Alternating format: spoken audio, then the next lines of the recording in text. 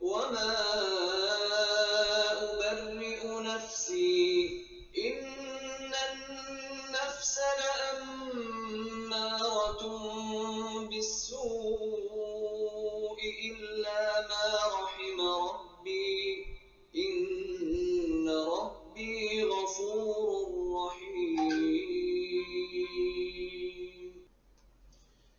أعوذ بالله من الشيطان الرجيم بسم الله الرحمن الرحيم الحمد لله رب العالمين الصلاة والسلام على رسول الكريم وعلى آله وصحبه أجمعين. പ്രിയമുള്ള സഹോദരന്മാരെ സഹോദരിമാരെ അസ്സലാമു അലൈക്കും വറഹ്മത്തുള്ളാഹി വബറകാതുഹു.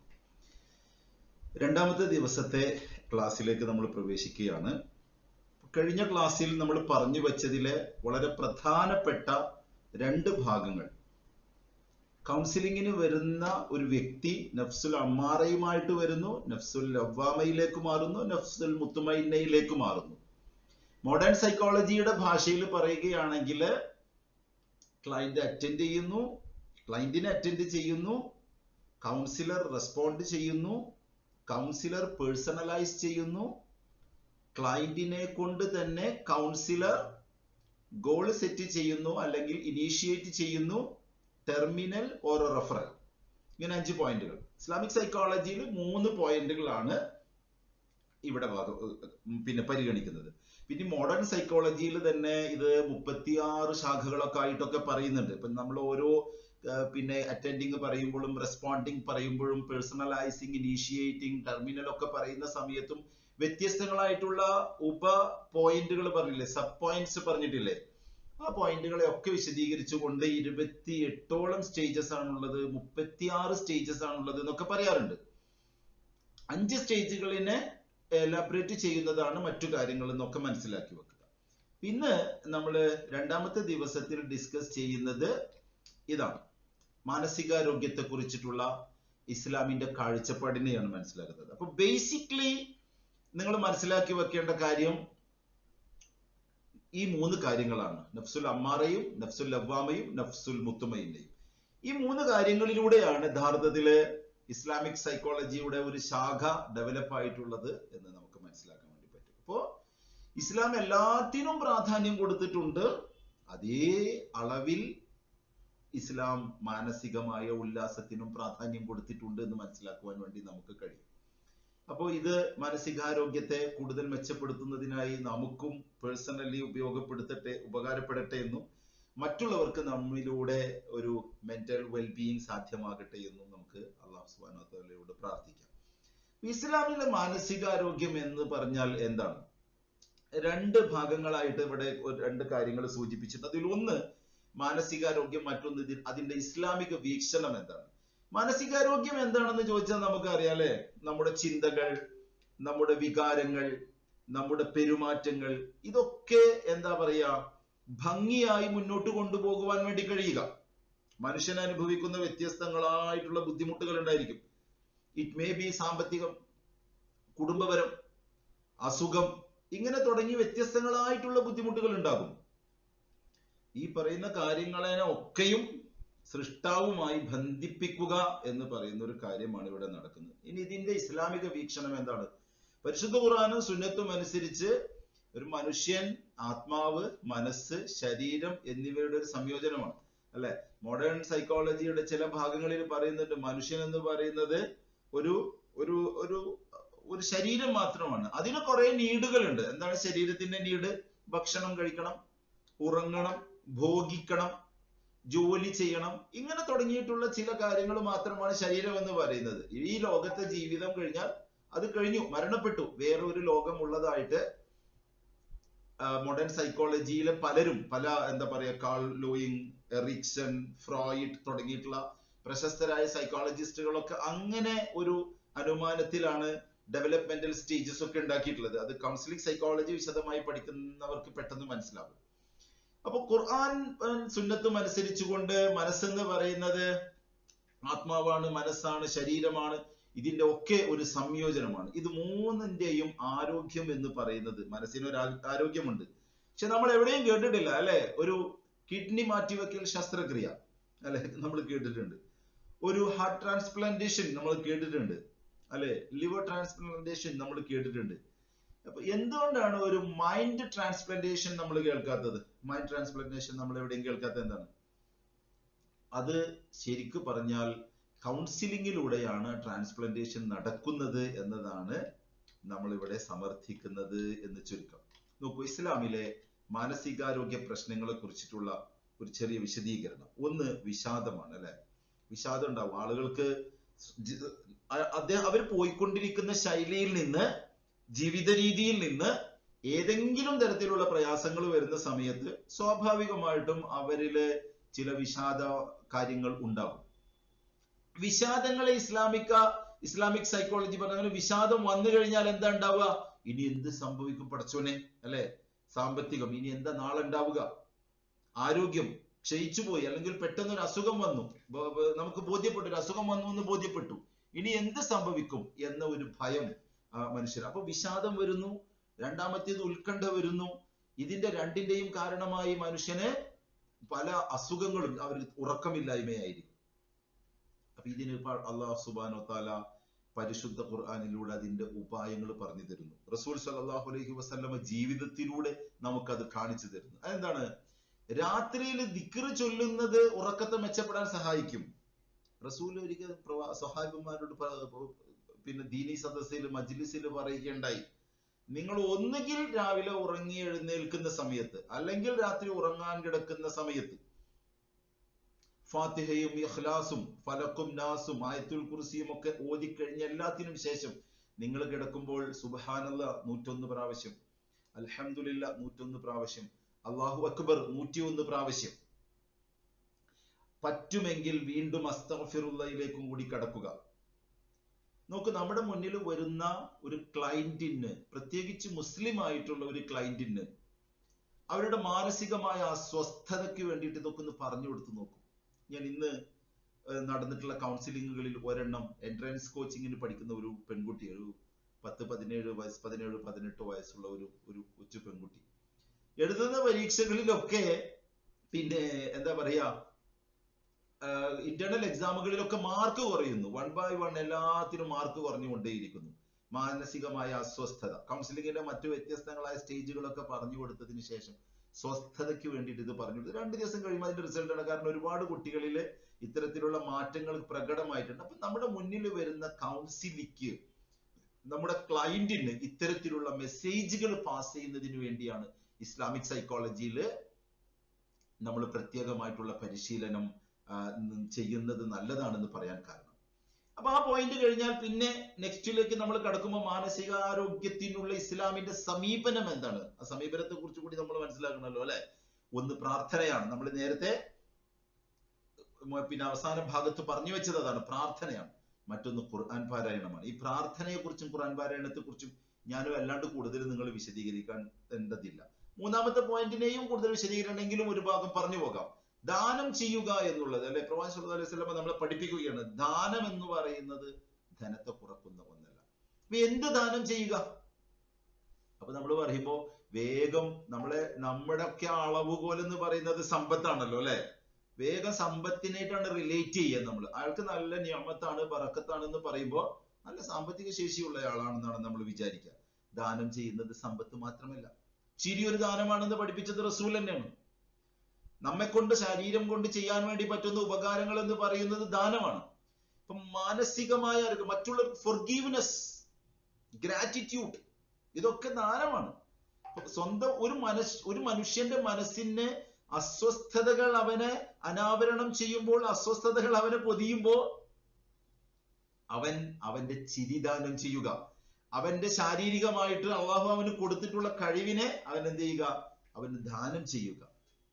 ഇങ്ങനെ മനുഷ്യൻ അള്ളാഹുവോട് കൂടുതൽ അടുക്കുക എന്നതാണ് ഇവിടുത്തെ ദാനം. അതാണ് മനുഷ്യന്റെ മാനസികമായ അസ്വസ്ഥതയ്ക്കുള്ള. അപ്പൊ ഓരോ ക്ലയന്റിനും അവരവരുടേതായ രീതിയിൽ വേണ്ടത് പറഞ്ഞ് മനസ്സിലാക്കി കൊടുക്കാൻ കേട്ടോ. എല്ലാവരുടെ അടുത്ത് മറ്റുള്ളവരോട് ജീവിക്കുമെന്ന് നമുക്ക് പറയാൻ പറ്റില്ല. ശരീരം കൊണ്ട് മറ്റുള്ളവരോട് ഉപകാരം ചെയ്യുമെന്ന് പറയാൻ വേണ്ടി പറ്റില്ല. അവരുടെ തൊഴില്, അവരുടെ സമ്പത്ത്, അവരുടെ ജീവിത പ്രകൃതി, അവരുടെ അയൽവാസി ബന്ധം, ഇതൊക്കെ വെച്ചുകൊണ്ടാണ് നമ്മൾ ഇതിന് ഓരോരുത്തർക്കും ഓരോരുത്തരുടേതായ രീതിയിലുള്ള ചില കാര്യങ്ങൾ പറഞ്ഞു കൊടുക്കുന്നത്. തുടർന്ന് നമ്മൾ കൗൺസിലിംഗ് മുന്നോട്ട് കൊണ്ടുപോകുന്ന സമയത്ത് അടുത്ത സ്റ്റേജിലേക്ക് കടക്കുകയാണ് മുഹാസഭ. മുഹാസഭ എന്താണ്? നമ്മൾ മോഡേൺ സൈക്കോളജിയിൽ നമ്മൾ കഴിഞ്ഞ ദിവസത്തെ ഫസ്റ്റ് ക്ലാസ് പറയുന്ന സമയത്ത് നമ്മൾ പഠിച്ചു അല്ലേ, പേഴ്സണലൈസേഷൻ. ഈ പ്രശ്നത്തിൽ ഞാൻ കൂടി ഇൻവോൾവ് ആയിട്ടുണ്ട്. വരുന്ന ക്ലയന്റിൽ നല്ല ഒരു പെർസെൻറ്റേജും ഇത് എന്റെ പ്രശ്നമല്ല എന്ന് സ്ഥാപിക്കാനാണ് ശ്രമിക്കുക. കൗൺസിലർ ഇതിൽ നിങ്ങൾ കൂടി ഉണ്ട് എന്ന് അവരെ കൊണ്ട് കൺവീൻസ് ചെയ്യിപ്പിക്കുകയാണ്. ഇതിൽ നിങ്ങൾ കൂടി ഉണ്ടല്ലോ, ഇപ്പൊ ഈ പറഞ്ഞു വെച്ചത് നോക്കുമ്പോ ഇതിൽ നിങ്ങൾ കൂടി ഉണ്ടല്ലോ എന്ന് സമർത്ഥിക്കുകയല്ല ചെയ്യുന്നത്, ഇതിൽ നിങ്ങൾ കൂടി ഉണ്ട് എന്ന് അവരെ കൊണ്ട് കൺവീൻസ് ചെയ്യിപ്പിക്കുക, അവരെ ബോധ്യപ്പെടുത്തുക എന്നൊന്നുകൂടി നല്ല രീതിയിൽ മലയാളത്തിൽ പറഞ്ഞാൽ അവരെ ബോധ്യപ്പെടുത്തുക. ഇസ്ലാമിക് സൈക്കോളജി നോക്കൂ, മുഹാസഭ എന്താ പറയുന്നത്? ആത്മപരിശോധനയും ഉത്തരവാദിത്വം. എത്ര ഭംഗിയായിട്ടാണെന്ന് അറിയും ഇസ്ലാമിലെ കാര്യങ്ങൾ പറഞ്ഞു വെച്ച് പോയിട്ടുള്ളത്. കൗൺസിലിങ്ങിനെ എല്ലാ കൗൺസിലിങ്ങിനെയും സക്സസ് ആക്കി മാറ്റുന്നതിൽ വളരെ പ്രധാനപ്പെട്ട ഒരു പങ്ക് ഇസ്ലാമിക് സൈക്കോളജിക്ക് ഉണ്ടെന്ന് പേഴ്സണലി ഞാൻ ഫീൽ ചെയ്ത് മനസ്സിലാക്കിയിട്ടുള്ള കാര്യമാണ്, ഈവൻ ഇന്ന് പോലും പല കേസുകളിലും. അപ്പോ സ്വയം വിലയിരുത്തുക, ഓരോ പ്രവർത്തനങ്ങളെയും വിലയിരുത്തുക. വിലയിരുത്തുമ്പോ എന്താ സംഭവിക്കുക? വിലയിരുത്തലാണ് കേട്ടോ, നോക്കല്ല. എന്താ വിലയിരുത്തുക? പരീക്ഷയ്ക്ക് കുട്ടികൾ പേപ്പർ എഴുതി കഴിഞ്ഞാൽ അധ്യാപകർ വിലയിരുത്തും അല്ലെ, എത്ര മാർക്കുകൾ, എത്ര ശരികൾ, എത്ര തെറ്റുകൾ, എത്ര മാർക്ക്. അപ്പോൾ 50 ഔട്ട് ഓഫ് 50 എത്ര, അല്ലെങ്കിൽ ഔട്ട് ഓഫ് 100 എത്ര. അപ്പൊ അതിലെന്താണ്? അപ്പൊ ഔട്ട് ഓഫ് 100ൽ 80 കിട്ടിയുള്ളൂ, അല്ലെങ്കിൽ 20 കിട്ടിയുള്ളൂ. അപ്പൊ 80 ശരിയാക്കണം. മുഹാസബയിൽ അതാ പറയുന്നത്. എന്നിട്ട് വിലയിരുത്തണം. മറ്റേ സ്വയം വിലയിരുത്തി കഴിഞ്ഞതിന് ശേഷം അതിൽ തെറ്റുകളുണ്ട്, അതിനെ കണ്ടെത്തണം. എന്നിട്ടോ മൂന്നാമത്തെ ഉത്തരവാദിത്വം, സ്വന്തം പ്രവൃത്തികളുടെ ഉത്തരവാദിത്വം ഏറ്റെടുക്കണം. എനിക്ക് സംഭവിച്ചു. അപ്പൊ മുഹാസബ എന്നാൽ സ്വന്തം പ്രവർത്തനങ്ങളെ കുറിച്ച് ആത്മപരിശോധന നടത്തുക, അതിൽ ഉത്തരവാദിത്വം കണ്ടെത്തുക. ഇത് മാനസികാരോഗ്യത്തിന്. അപ്പൊ എന്താണ്? അപ്പൊ അങ്ങനെ ഒരു പ്രശ്നം വന്ന് കണ്ടെത്തി കഴിഞ്ഞാൽ പിന്നെ ആ മനുഷ്യൻ അതിനെ ഓവർകം ചെയ്യുന്നതിന് വേണ്ടി സ്വാഭാവികമായിട്ടും ഈ മനുഷ്യൻ ശ്രമിക്കും എന്നതാണ് ഇസ്ലാം പറയുന്നത്.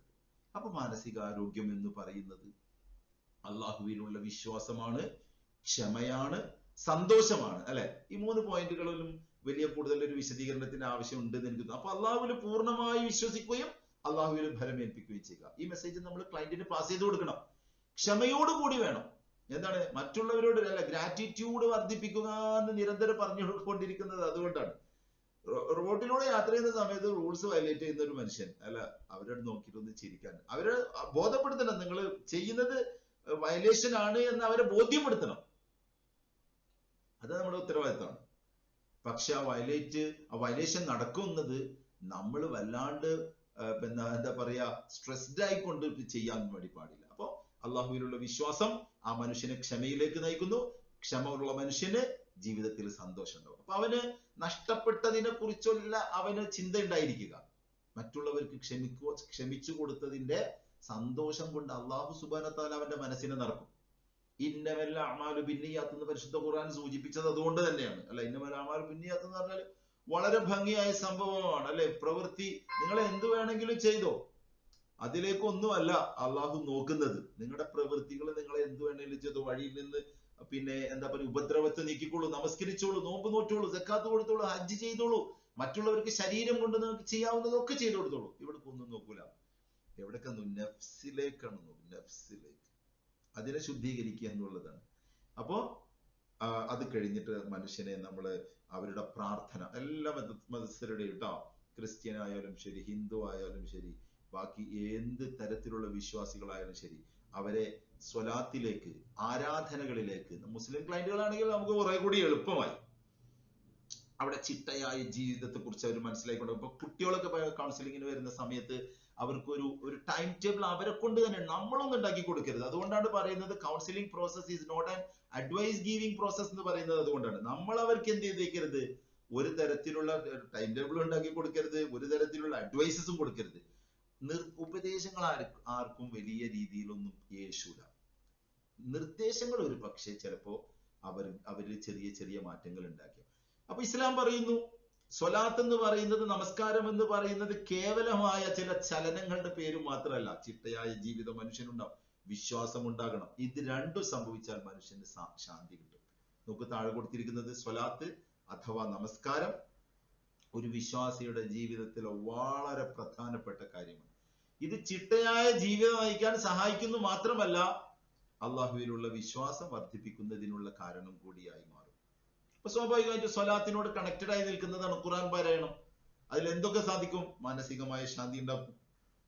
മാനസികമായ ശാന്തി വന്നു കഴിഞ്ഞാൽ ഒരു മനുഷ്യന്റെ വിഷാദത്തിന്റെ അളവ് കുറയും. മാനസികമായ ശാന്തി എങ്ങനെ ലഭിക്കുന്നത് നമ്മൾ കഴിഞ്ഞ സ്ലൈഡുകളിലൂടെ പറഞ്ഞു വെച്ചു.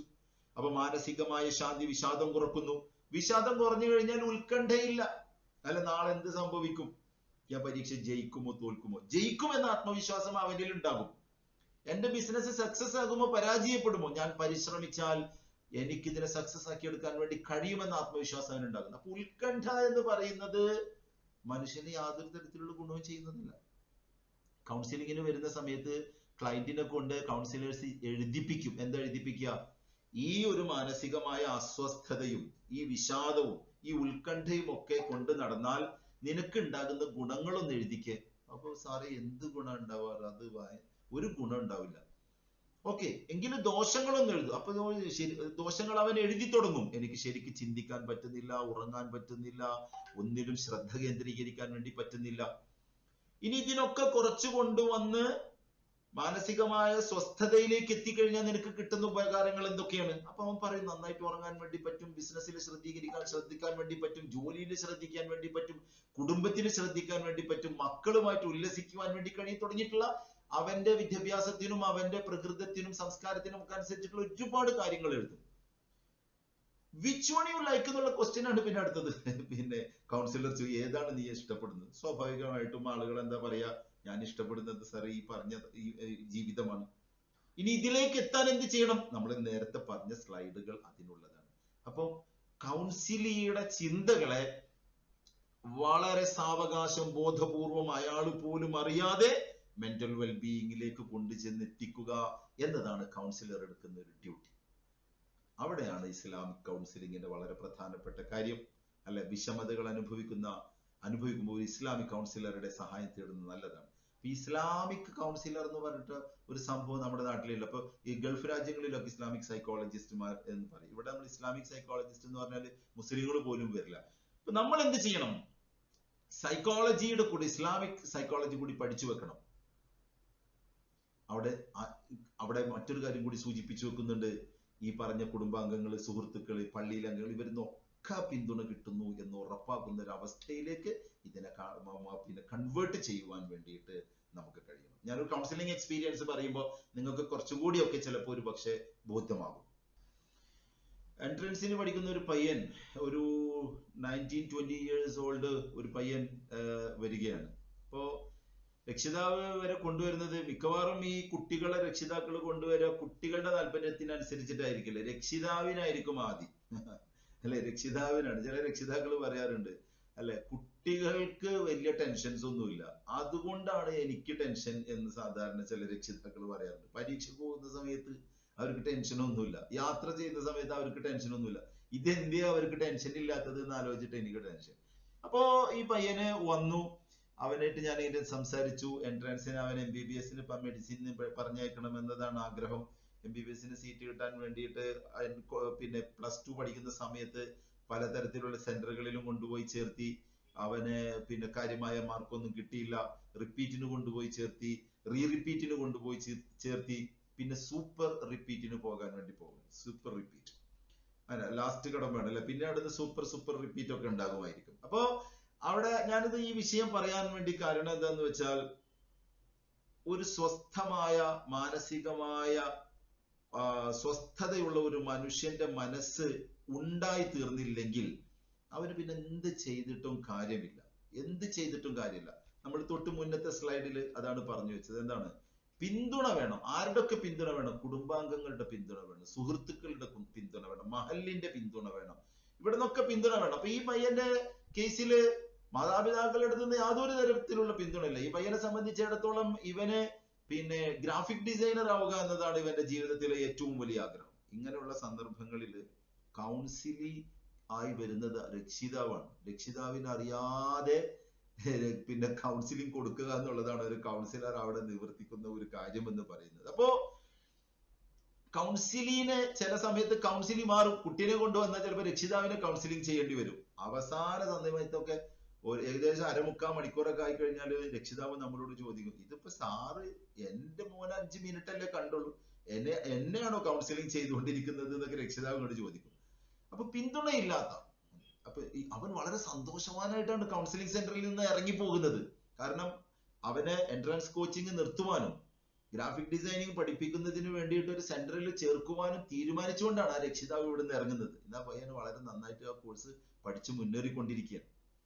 അപ്പോ ഇതാണ് പിന്തുണ എന്ന് പറയുന്നത്. അപ്പൊ ഇസ്ലാമിന്റെ വീക്ഷണത്തില് ഉത്കണ്ഠ കൈകാര്യം ചെയ്യാൻ വളരെ പ്രധാനപ്പെട്ട 3 കാര്യങ്ങൾ. ഒന്ന് തവക്കുലാണ്, എല്ലാം അള്ളാഹുവിന് ഭരമേൽപ്പിക്കുക.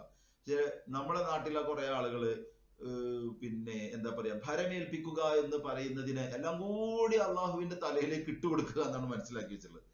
നമുക്ക് പല കാര്യങ്ങൾ ചെയ്യണം. നിങ്ങൾ അല്ലെ, ഒരു മനുഷ്യനെയും ഒരു സമൂഹത്തെയും അള്ളാഹു സുബ്ഹാനഹു വ തആല ഒരിക്കലും എന്ത് ചെയ്യില്ല,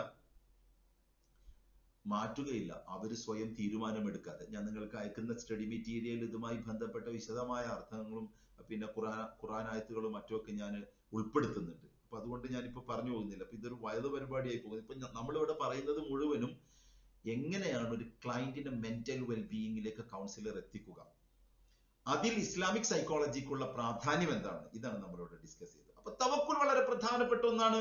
മറ്റൊന്ന് സുബറാണ്, ക്ഷമ. അല്ലെ, ലഭിച്ചില്ല, ലഭിക്കും, എനിക്ക് ലഭിക്കും. കാരണം എന്റെ ഭാഗത്ത് നിന്ന് പിന്നെ മോശമായിട്ടുള്ള, ചെയ്യാൻ പാടില്ലാത്തതായിട്ടുള്ള ഒരു കാര്യവും ഞാൻ ചെയ്യുന്നില്ല. സോ അള്ളാഹു എനിക്ക് നൽകും എന്ന് ഉറച്ചത്. ഈ ഉറച്ച ബോധ്യം ഉണ്ടാകണമെങ്കിൽ നമ്മൾ കഴിഞ്ഞ ക്ലാസ്സിലും ഈ ക്ലാസ്സിലെ തന്നെ മുന്നേ നടന്ന സ്ലൈഡുകളിലൂടെയും ഒക്കെ പറഞ്ഞിട്ടുള്ള കാര്യങ്ങൾ ഇയാൾ ഫുൾഫിൽ ചെയ്യണം. അപ്പോഴാണ് ഇത് സാധ്യമാവുകയുള്ളൂ. പിന്നെ ഇസ്തിഗ്ഫാർ, സംഭവിച്ചിട്ടുള്ള കാര്യങ്ങൾ അല്ലെ, അള്ളാഹു സുബ്ഹാനഹു വ തആല ദുആ ചെയ്യുന്നതിന് വേണ്ടിയിട്ടുള്ള ക്വാളിഫിക്കേഷൻസിനെ കുറിച്ച് പറയുന്നുണ്ട്. ദുആ ചെയ്യാൻ ക്വാളിഫിക്കേഷൻ വേണം. പ്ലസ് ടുവിന് പോയി ചേരാൻ 10ാം ക്ലാസ് പാസ്സാവണം, ഡിഗ്രിക്ക് പോയി ചേരാൻ +2 പാസ്സാവണം. അപ്പൊ ചില ക്വാളിഫിക്കേഷൻസ് ഉണ്ട്. എന്തിന്? തവക്കുലിന്, സുബ്റിന്, ദുആ സ്വീകരിക്കുന്നതിന്, നമസ്കാരം സ്വീകരിക്കുന്നതിന്, നോമ്പ് ഹജ്ജ് സക്കാത്ത് സ്വീകരിക്കുന്നതിന് ചില ക്വാളിഫിക്കേഷൻസ് ഉണ്ട്. അത് പാപമോചനത്തിലൂടെ കിട്ടുന്ന ക്വാളിഫിക്കേഷൻസ് ആണ്. അപ്പോ ഇവിടെ സമ്മർദ്ദവും ഉത്കണ്ഠയൊക്കെ ഉണ്ടാവുമ്പോൾ തവക്കുല് ചെയ്യുക, ക്ഷമയോടെ കാത്തിരിക്കുക, ഇസ്തിഗ്ഫാർ ചെയ്യുക. ഇത് മനുഷ്യന്റെ മനസ്സിന് ശാന്തി നൽകും. നമ്മൾ നേരത്തെ ഒരു ഭാഗത്ത് പറഞ്ഞില്ലേ, മറ്റുള്ളവരോട് ക്ഷമിക്കുമ്പോൾ അള്ളാഹു നമ്മുടെ മനസ്സിന് തരുന്ന ഒരു സ്വസ്ഥതയാണ് സമാധാനം എന്ന് പറയുന്നത്. മറ്റുള്ളവരൊരു തെറ്റ് ചെയ്യുമ്പോൾ അയാളുടെ അടുത്ത് ക്ഷമിക്കുക, അയാളുടെ മുഖത്ത് നോക്കി പുഞ്ചിരിക്കുക. ഇത് വളരെ പ്രധാനപ്പെട്ട കാര്യം. അപ്പോ ഇസ്ലാമിക രീതികളിലൂടെ ഈ വിഷാദത്തെ ചെറുക്കുവാൻ വേണ്ടി കഴിയും എന്നാണ് പറയുന്നത്. അതിൽ പ്രാർത്ഥന, ദാനം, കൂട്ടായ്മ, മറ്റുള്ളവരുമായിട്ട് ചേർന്ന് നിൽക്കുവാൻ വേണ്ടിയിട്ട് ശ്രമിക്കുകയും ശ്രദ്ധിക്കുകയും ചെയ്യുക. ഈ ചേർന്ന് നിൽക്കലിലൂടെ നമ്മുടെ മനസ്സിനുണ്ടാകുന്ന സ്വസ്ഥത ചെറുതൊന്നുമല്ല. കുറെ സമ്പത്ത് ഉണ്ടായത് കൊണ്ട് നടക്കുന്നതല്ല. ദാനത്തെ കുറിച്ച് നമ്മൾ കഴിഞ്ഞ സ്ലൈഡിലും പറയുണ്ടായി അല്ലെ. ദാനം എന്ന് പറയുന്നത് അല്ലെ, അവിടെ കാണിക്കുന്നതിനെ കുറച്ച് ഈത്തപ്പഴം കൊടുക്കുന്നതാ, മീൻസ് ഭക്ഷണം കൊടുക്കുന്നത്, സമ്പത്ത് കൊടുക്കുന്നതല്ല. അപ്പൊ ധനത്തെ ഒരു മനുഷ്യന്റെ സമാധാനത്തിന്റെ സ്വസ്ഥതയുടെ അളവുകോലായി അല്ലാഹു സുബ്ഹാനഹു വ തആല വെച്ചിട്ടില്ല. അങ്ങനെയാണെങ്കിൽ പ്രവാചകൻ സല്ലല്ലാഹു അലൈഹി വസല്ലമയ്ക്ക് ആയിരുന്നു ഏറ്റവും കൂടുതൽ ഈ കാര്യം ഉണ്ടാകേണ്ടിയിരുന്നത്. ഉസ്മാൻ റളിയല്ലാഹു അൻഹുവിന്റെ ചരിത്രത്തെ കുറിച്ച് നമുക്കറിയാലേ, ധനാഢ്യനായ ഉസ്മാൻ റളിയല്ലാഹു അൻഹു. നമ്മുടെ ഇപ്പോഴത്തെ ഭാഷയിൽ പറഞ്ഞാൽ അദാനീനെക്കാളും അംബാനീനെക്കാളും ഒക്കെ സാമ്പത്തികമായ ശേഷിയുള്ള ഉസ്മാൻ റളിയല്ലാഹു അൻഹു. പക്ഷെ അസ്വസ്ഥനായിരുന്നു സമ്പത്തിന്റെ കാര്യത്തിൽ. ചോദ്യം ചെയ്യപ്പെടുമോ എന്നുള്ള അസ്വസ്ഥത. ഇവിടെ പറയുന്ന ദാനം അതല്ല. അപ്പൊ വിഷാദത്തെ അല്ലെങ്കിൽ സ്ട്രെസ്സിനെ, സമാധാനക്കേടിനെ ചെറുക്കാൻ ഈ 3 കാര്യങ്ങൾ, പ്രാർത്ഥനയും ധാനവും നല്ല കൂട്ടായ്മകൾ, ഇത് നമ്മൾ കുട്ടികളോട് പറയേണ്ടതാണ്. എനിക്ക് കുറച്ച് മുന്നേ ഒരു ക്ലയന്റ് ഉണ്ടായിരുന്നു, ഈ സബ്സ്റ്റൻസ് ഉപയോഗിച്ചുകൊണ്ട്, ലഹരി ഉപയോഗിച്ചുകൊണ്ട് വന്നിട്ടുള്ള ഒരു പയ്യൻ. ഞാൻ കൗൺസിലിംഗിന്റെ വ്യത്യസ്ത മേഖലകളിലൂടെ പോയി. 2ാമത്തെ സിറ്റിംഗ് എത്തുമ്പോഴത്തേക്ക് ഭയങ്കര ഇംപ്രൂവ്മെന്റ്. സാധാരണ 3-4 സിറ്റിങ്ങുകളിലൊക്കെയാണ് സബ്സ്റ്റൻസ് ഉപയോഗിച്ചു കഴിഞ്ഞാലുള്ള കുട്ടികളെ ഒരു വെൽബീയിങ്ങിലേക്ക് എത്താൻ വേണ്ടി പറ്റുള്ളൂ. അപ്പൊ ഞാനും ഇങ്ങനെ അത്ഭുതപ്പെട്ടു. ഇങ്ങനെ ഇപ്പൊ ആക്ട് ചെയ്യായിരിക്കും, അങ്ങനെ ഉണ്ടാവുമല്ലോ, ഇവിടുന്ന് എങ്ങനെയെങ്കിലും ഒന്ന് ഊരിക്കഴിഞ്ഞ് ചാടി പോകാൻ വേണ്ടിയിട്ട് ചിലർ ആക്ട് ചെയ്യും. അത് നമുക്ക് കണ്ടാൽ മനസ്സിലാക്കാൻ വേണ്ടി പറ്റൂട്ടോ അവർ ആക്ടിങ്. അത് കൗൺസിലിംഗ് മേഖലയിലെ എക്സ്പീരിയൻസിലേക്ക് കടക്കുമ്പോൾ കൗൺസിലർമാർക്ക് കിട്ടുന്ന ഒരു കഴിവാണ്. അപ്പോ ഞാനിങ്ങനെ പരിശോധിച്ചു. ഈ കുട്ടിയുമായിട്ടുള്ള കൗൺസിലിംഗില് ഒരു സെക്കൻഡ് സ്റ്റേജ് എത്തുമ്പോ സബ്സ്റ്റൻസ് ഉപയോഗിക്കുന്നത് കുറച്ചു കൊണ്ടുവന്നു എന്ന് പറഞ്ഞപ്പോ ഞാൻ ശരിക്കും സമാധാനിച്ചു. ഓക്കെ. എന്നിട്ട് പിന്നെ 3ാമത്തെ സിറ്റിംഗിലേക്ക് വരുന്ന സമയത്ത് ഇവനിൽ ചില മാറ്റങ്ങൾ കാണുന്നത്, അവര് നല്ല കൂട്ടായ്മകൾ, നല്ല കൂട്ടുസെറ്റുകൾ ഉണ്ടാക്കി. അതപ്പോ കുട്ടികൾ, പിന്നെ ഏത് പ്രായത്തിലുള്ള വിദ്യാർത്ഥികളാവട്ടെ, അവർ വരുന്ന സമയത്ത് കൗൺസിലിങ്ങിന് ഇടയിലൂടെ ഈ ഒരു കാര്യം കൂടി അവരുടെ അടുത്ത് കമ്മ്യൂണിക്കേറ്റ് ചെയ്യാൻ വേണ്ടിയിട്ട് കൗൺസിലേഴ്സ് ശ്രദ്ധിക്കുന്നു. എന്താണ്, നീ അകപ്പെട്ടിട്ടുള്ള ഈ ഒരു പ്രതിസന്ധിയെയും പ്രയാസത്തെയും കുറിച്ച് നിനക്ക് ഇപ്പൊ ബോധ്യപ്പെട്ടു. ഈവൻ നിന്റെ ഉമ്മയും ഉപ്പയും ഒക്കെയാണ് കൗൺസിലിങ്ങിന് കൊണ്ടുവന്നതെങ്കിൽ പോലും, അല്ലെ? ഇനി നിന്റെ പ്ലാൻ എന്താണ്? അവരെ കൊണ്ട് പറയിപ്പിക്കണം. അകപ്പെട്ടിട്ടുള്ള കൂട്ടുകാരന്മാരെ കൂടി ഈ കുഴിയിൽ നിന്ന് രക്ഷപ്പെടുത്തുക എന്നതാണ്.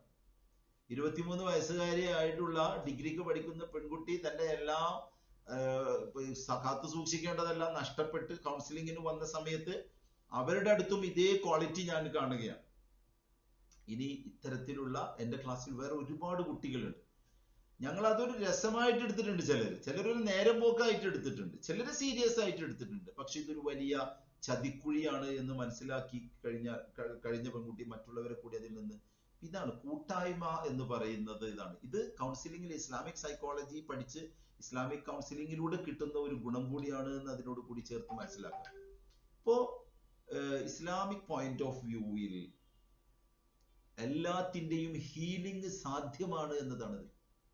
സാധ്യമാണ്. ഒരു പക്ഷേ പേരിനൊരു മുസ്ലിം ആയിരിക്കും, പള്ളിയിൽ എപ്പോഴൊക്കെയോ പോകുന്നുണ്ട്, അല്ല കുറെ സമയം വീട്ടിൽ നിന്ന് നിസ്കരിക്കുന്നു, അല്ലെ?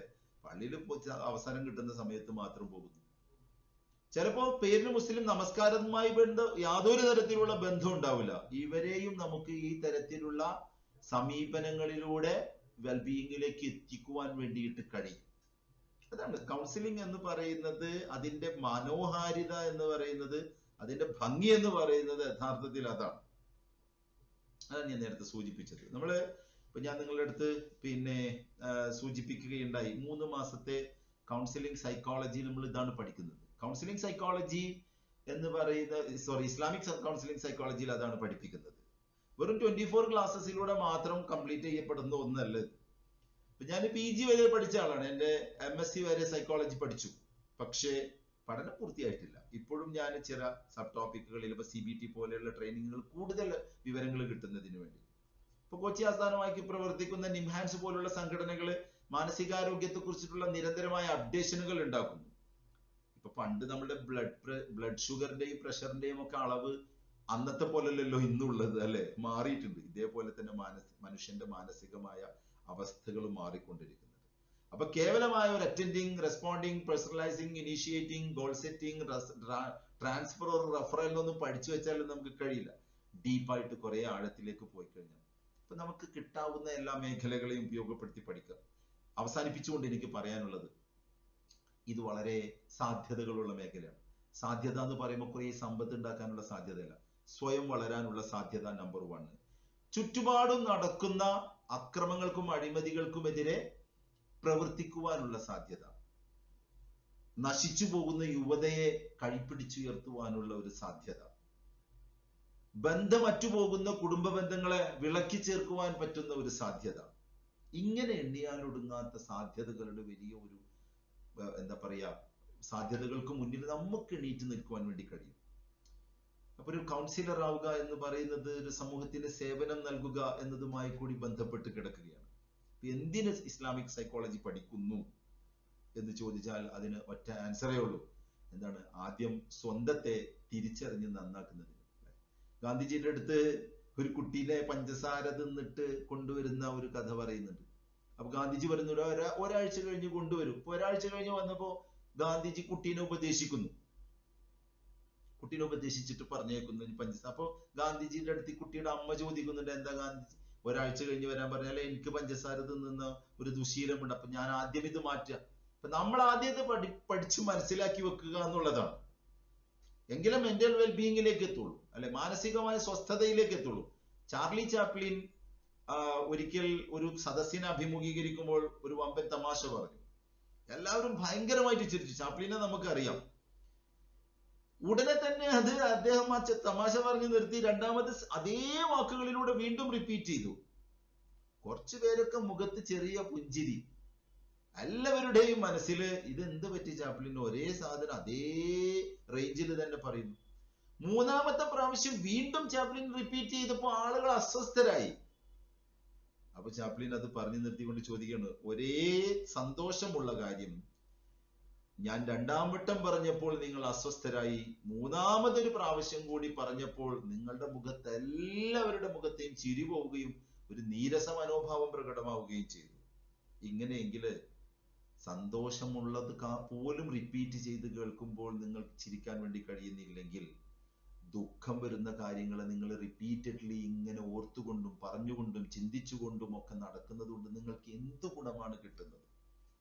ഇതാണ് റസൂൽ സല്ലല്ലാഹു അലൈഹി വസല്ലമയും മനുഷ്യരാശിയോട് മുഴുവൻ, അല്ലെ ഉമ്മത്തിനോട് മുഴുവൻ ചോദിച്ച കാര്യം ഇത് തന്നെയാണ്. സ്വസ്ഥത ഉണ്ടാക്കുന്ന, സമാധാനം ഉണ്ടാക്കുന്ന കാര്യങ്ങളിലേക്ക് ശ്രദ്ധ കേന്ദ്രീകരിക്കുന്നതിന് പകരം ഇത്തരത്തിലുള്ള മനസ്സിനെ പ്രയാസപ്പെടുത്തുന്ന, ബുദ്ധിമുട്ടിക്കുന്ന കാര്യങ്ങളിലേക്ക് നിങ്ങൾ ശ്രദ്ധ കൊടുത്തത് കൊണ്ട് എന്താണ് നിങ്ങൾക്ക് ഇതുകൊണ്ട് കിട്ടുന്ന ഗുണം എന്ന് റസൂൽ ചോദിക്കുകയാണ്. അപ്പൊ ഇവിടെ സാധ്യമാകേണ്ടത് യഥാർത്ഥത്തില് മാനസികാരോഗ്യം എന്ന് പറയുന്നത്, ഞാൻ ഫസ്റ്റ് ക്ലാസ്സിൽ പറഞ്ഞത് ഒരു പ്രാവശ്യം കൂടി പറഞ്ഞുകൊണ്ട് അവസാനിപ്പിക്കുക. യഥാർത്ഥത്തിൽ മനുഷ്യന്റെ മനസ്സിനെ പ്രയാസങ്ങളെയും ദുരിതങ്ങളെയും ഒക്കെ മറികടക്കുവാനുള്ള ഒരു സിസ്റ്റം അല്ലാഹു സുബ്ഹാനഹു വ തആല നമ്മുടെ മനസ്സിന് തന്നിട്ടുണ്ട്. ഏതൊക്കെയോ അർത്ഥത്തിൽ നെർവസ് ആയി പോകുന്ന സമയത്ത് നമുക്കത് കണ്ടെത്തുവാൻ വേണ്ടി കഴിയാതെ വരുമ്പോൾ ഒരു കൗൺസിലറുടെ ആവശ്യം നമുക്ക് വരുന്നു. ഈ മേഖലയിൽ ഒരുപാട് മുന്നേറുവാൻ, വ്യത്യസ്തങ്ങളായിട്ടുള്ള പഠനങ്ങൾ മനസ്സിലാക്കുവാൻ നമുക്ക് അല്ലാഹു സുബ്ഹാനഹു വ തആല കഴിവ് നൽകട്ടെ എന്ന് മാത്രം ആശംസിച്ചുകൊണ്ടും പ്രാർത്ഥിച്ചുകൊണ്ടും ഈ 2 ദിവസത്തെ ക്ലാസ്സിൽ ലൈവായിട്ട് പങ്കെടുത്തവർക്കും റെക്കോർഡിംഗ് കണ്ട് പങ്കെടുത്തവർക്കും എല്ലാവർക്കും ദിശ സ്കൂൾ ഓഫ് കൗൺസിലിംഗിന്റെ പേരിൽ ഹൃദയത്തിന്റെ ഭാഷയിൽ നന്ദി പറഞ്ഞുകൊണ്ട് ഞാൻ അവസാനിപ്പിക്കുന്നു. വാഹിർ ദഅവാന അനിൽ ഹംദുലില്ലാഹി റബ്ബിൽ ആലമീൻ. അസ്സലാമു അലൈക്കും വറഹ്മത്തുള്ളാഹി വബറകാതുഹു.